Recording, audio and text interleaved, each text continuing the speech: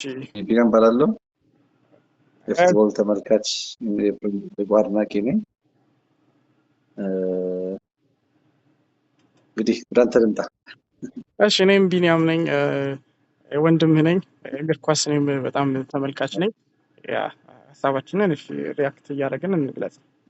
ስለዚህ የመጀመሪያው ፕሮግራማችን አርሰናል እና ቼልሲ በስታንፎርድ ብሪጅ ባደረጉት የ13ኛ ሳምንት የ2025 ዓመተ ምህረት ጨዋታ ነው ማለት ነው።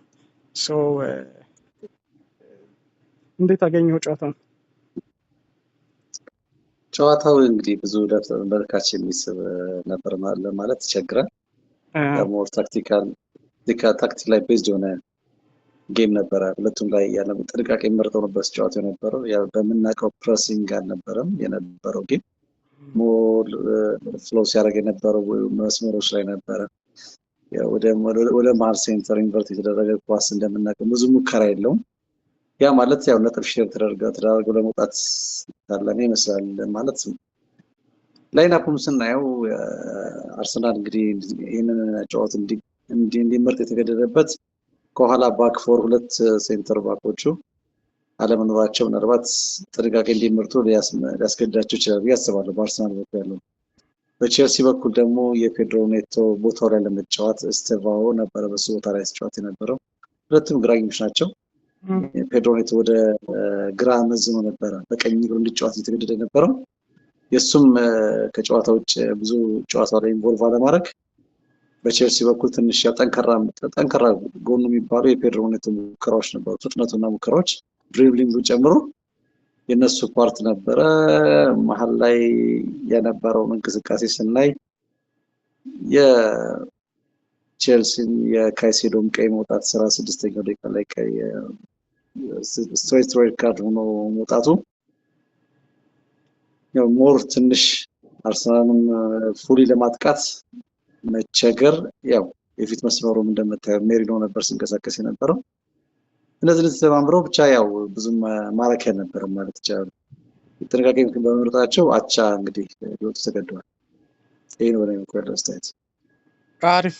እኔም ያየሁት የመጀመሪያው ነገር ሞስኬራ እና አንካፒ ገና የመጀመሪያ ጥምረታቸው ስለሆነ ትንሽ ክፍተት ነበረባቸው፣ ግን እንደ ድል አልተቀጡም በስተታቸው። ወደፊት ደግሞ ያስተካክላሉ ብዬ ገምታለሁ። ጥሩ ነበሩ፣ ግን አብረው ቆይተው መላመድ ያስፈልጋቸዋል። ሁለተኛው እንዳልከው ፔድሮ ቼልሲን የጎዳው አንዱ እሱ ነው ብዬ አስባለሁ።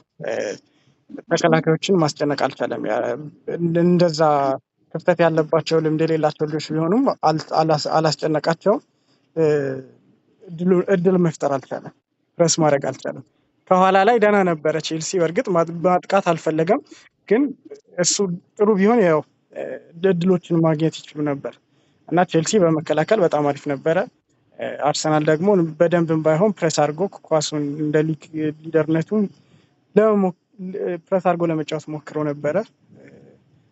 ቀይ ካርድ ወጥቶ ደግሞ ውጤት ማግኘት አለመቻላቸው ትንሽ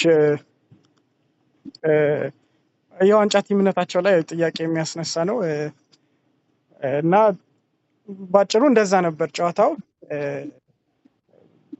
ምን ሊፈጠር ይችላል ከዚህ በኋላ ሲዝን ውስጥ? ስቲል ገና ነው ሲዝኑን። አሁን ላይ ሆነን እንደዚህ ለማለት ይከብዳል። ያው ስቲል አድቫንቴጁ ለአርሰናል ነው። አሁንም ያው እንደ አዌይ ጌም እንደመሆኑ አንድ ነጥብ ማግኘቱ ትልቁን ፖይንት የተጋራው አርሰናል ነው ብዬ ገምታለሁ። አዌይ ማች እንደመሆኑ ያ ደግሞ አንድ ነጥብ ያው የምን ሰዓት ላይ እንደሚጠቅም አታውቀውም። ለዋንጫ ግስጋሴ ላይ ያቺ አንድ ነጥብ ተጠቃሚ ናት። ተወደደም ተጠላም። ያ ማለት ምንድነው እኔ አሁን ስጋቴ በአጫወታቸው ላይ ያለውን ነገር ትንሽ ጫና ታያለ። በነሳካ በኩል መዳከም ታያለ። የሳካን የሚቀርመው ብቃት አይደለም እያየነው ያለነው። በዚህ በኩል ደግሞ የማርቲኔልም ያው ተጽዕኖ መፍጠር እየተሳነው እንደሆነ አይተነዋል። ማለት በቃ በቀላሉ ነበር ማሎ ጉስቶ የሚባለው ማርክ ሲያደርገው ነበረው።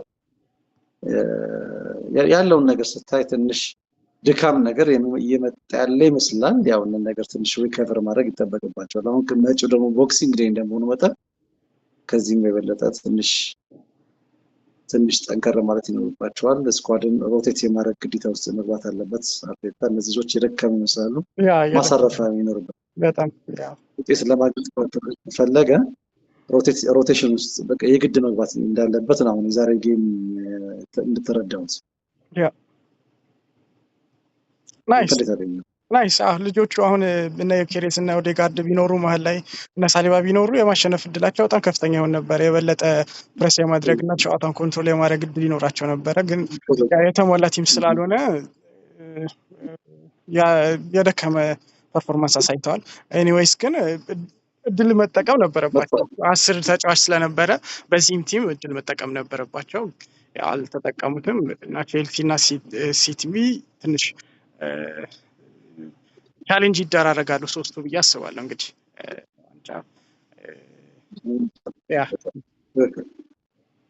ጥሩ ነው ያልከው ነገር ማለት ያው 10 ተጫዋች ጎል ተጫዋችን አድቫንቴጅን ዋን ማን አድቫንቴጆች መጠቀም ነበረባቸው። ያንን ነገር ቀድሞ ኦዴጋርድ እና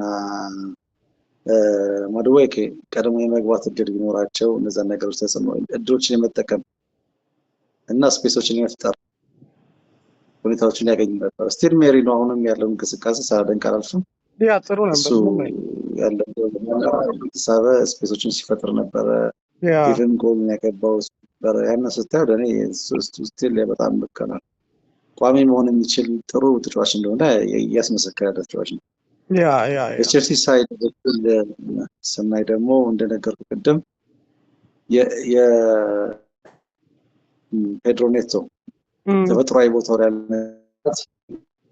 ይመስለኛል። በጣም አታኪንግ ፎርሱ ከፊት ያለው የማጥቃት እንትን ኢቨን ጃኦ ፔድሮ ኳስ እያገኘ አልነበረ ማለት ፔድሮ መጥፋት ጋር ቦታ ያይዟል። ያ ደግሞ የሰውየው ታክቲክ እንግዲህ ያለ ቦታው ቀኝ ላይ አርጎት እንግዲህ ግራ ላይ አርጎት በቀኝ እግሩ እንዲጫወት እያስገድደው ስለነበረ ያው ቀኝ እግሩ መጫወት ደግሞ ደካማ ስለነበር ብዙም ውጤት ሊፈጥር አልቻለም። ኤንዞ ፈርናንዴዝም ስናየው በዛ መንገድ ያን ውጤታማ አልነበረም። ያንን ስናይ ሁለት መጥፎ አይደለም። ያው ለዋንጫ 1 ነጥብ ጠቃሚ ነው ያስባለሁ። ግን አሁንም ቢሆን ጥያቄ ያለኝ ምንድነው ድካማቸው ላይ ሮቴሽን በጣም ይደክማል። ልጆች ሳካ ፐርፎርም ያላረገው ምናልባት ቅድም እንዳልከው ስለደከመው ነው ይችላል። ሁልጊዜ ስለሚጫወት ድካም ላያሳይ ይችላል። ልክ ነህ። በእኔ በኩል ስታይት ይመስላል መጥፎ አይደለም። ቀጣይ ተጋጣሚዎቻቸው ጠንክረው ከሄዱ ያው ወጪ 1 ነጥብ የምንሳት እንደምጠቀም ስለማታወቅ ያው ስቲል ነው አርሰናል ተጠቃሚ ነው ያስባለሁ በዚህ ጌም ላይ። ወይ ማች ወይ ስለሆነ ያ ቼልሲም ጥሩ አቋም ላይ ስለነበረ ያሸነፈ ስለሆነ የመጣው ልክ ነህ። የመሸነፍ እድል ሊኖረው ይችል ነበር። አቻ መውጣቱ መጥፎ አይደለም። በእርግጥ ልክ ነህ።